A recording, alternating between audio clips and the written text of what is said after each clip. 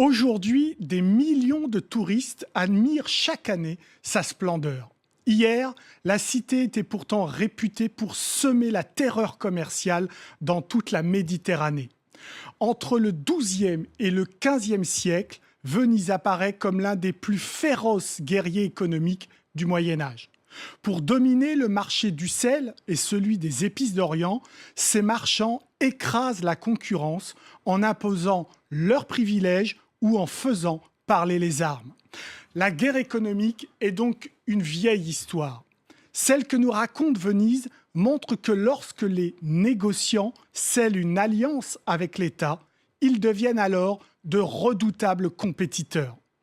Un reportage à Venise de Marlène Abérard qui a rencontré les historiens spécialistes du commerce vénitien au Moyen-Âge. Une architecture somptueuse, des palais magnifiques, des monuments majestueux.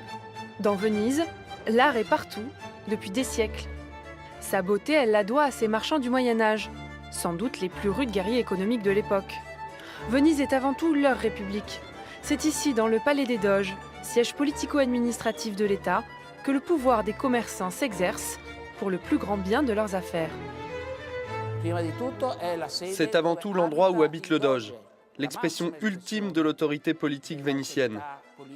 C'est aussi le siège de la magistrature vénitienne, donc là où les lois se font, où on contrôle les échanges commerciaux. Et c'est enfin le lieu de la justice. C'est le cœur de la République.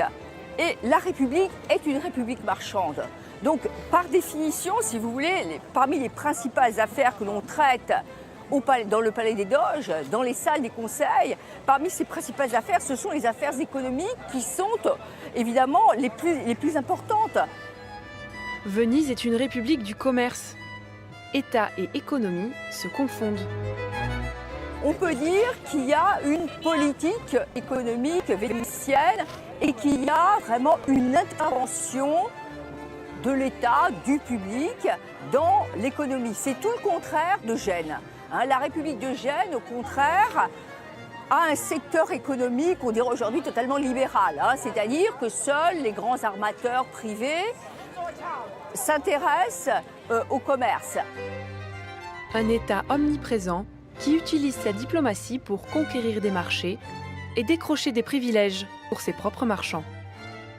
Les premiers traités obtenus par Venise de la part de Visan sont des traités qui concèdent aux marchands vénitiens des situations douanières extrêmement intéressantes dans les ports de l'Empire byzantin. Et quand la diplomatie ne suffit pas, la Sérénissime fait parler les armes. La guerre est inséparable. Tout n'est pas diplomatie. Bien entendu, la République de Venise est en même temps une république guerrière qui a mené des combats incessants contre Gênes, qui est la principale rivale économique, contre les Catalans, qui sont les autres compétiteurs économiques en Méditerranée, mais aussi contre les Grecs, contre les Normands. Enfin, je veux dire, tout au long de l'histoire, il y a bien entendu aussi des conflits, une compétition qui est une compétition pas seulement sur les marchés, qui est aussi une compétition sur les mers à coups de batailles maritimes, de batailles navales rangées, mais aussi à coups d'actes de piraterie, de raids, de pillages sur les côtes, etc. Bien entendu, on ne peut pas séparer l'expansion économique vénitienne d'une expansion guerrière. Sel, blé, épices, soie, vin, tout passe par les quais de la pointe de la douane. Comme pour toutes les autres républiques maritimes ou toutes les puissances commerciales du Moyen-Âge, le principal commerce porte en fait sur des marchandises pondéreuses et d'utilité quotidienne, c'est-à-dire les blés, le sel, le vin. Dans la deuxième moitié du XVe siècle, les rentrées de la République de Venise sont équivalentes aux rentrées du Royaume de France. Venise est une petite cité, mais elle abrite le plus grand coffre-fort de l'Europe. C'est l'une des capitales de la finance médiévale. Sur le pont du Rialto naît l'ancêtre de la banque. Ici, on s'échange les devises étrangères et bien sûr, la monnaie de Venise. La souveraineté d'un État passe à travers sa monnaie. L'État est représenté sur sa propre monnaie, avec, dans le cas de Venise, Saint-Marc, ou le doge sur le ducat, ou le lion de Saint-Marc sur les monnaies de valeur inférieure. Donc c'est primordial que l'image de l'État soit transmise de main en main.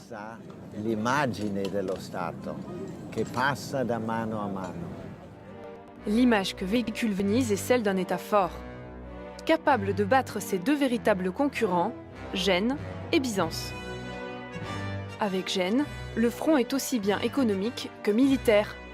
4 guerres les opposent au Moyen-Âge pour finir par une victoire vénitienne.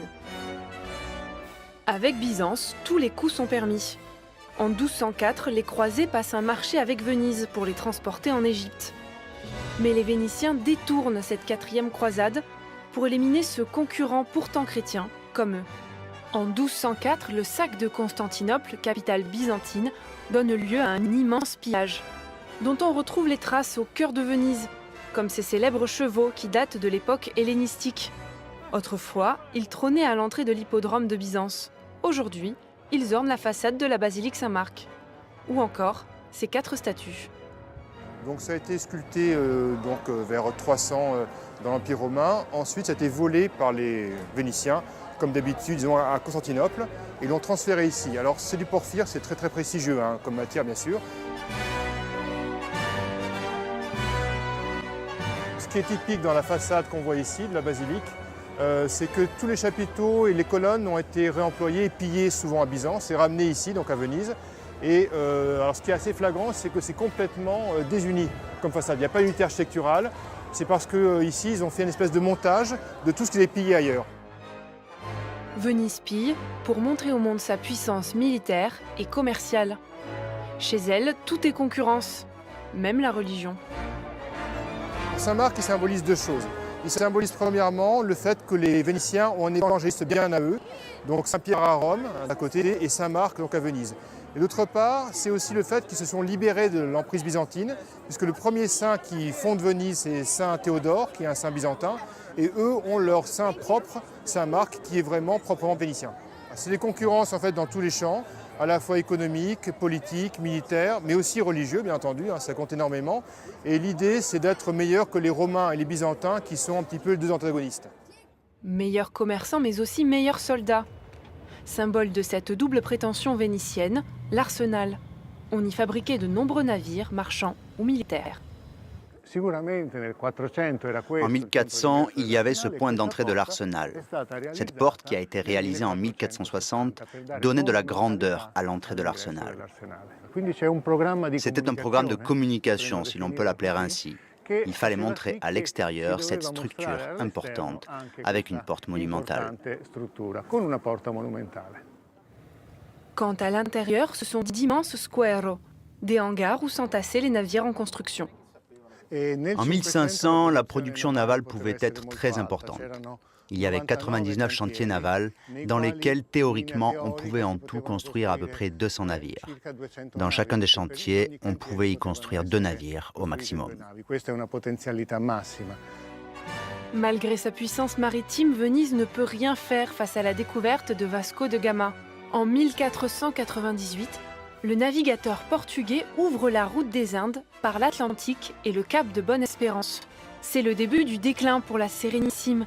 La Méditerranée n'est plus le centre mondial des affaires. Le problème n'est pas que la Méditerranée décline au XVIe siècle, le problème est qu'au XVIe siècle, le commerce atlantique monte en volume à un point tel qu'il rend secondaire le commerce méditerranéen.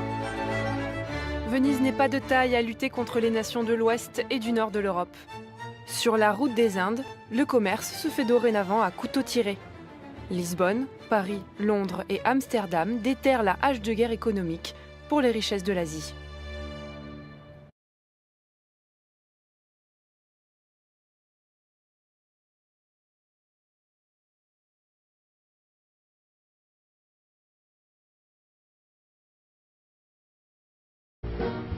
Lorsque la 4e croisade quitte Venise en 1202, les pèlerins armés sont peut-être moins animés par la ferveur religieuse que par une avidité et une soif de butin insatiables.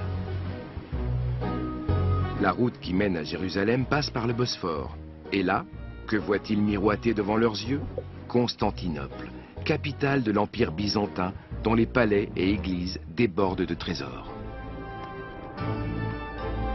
Les croisés font halte dans la métropole pour faire des emplettes, à leur manière. Depuis des siècles, les puissantes murailles ont résisté à tous les assaillants. Mais cette fois-ci, non.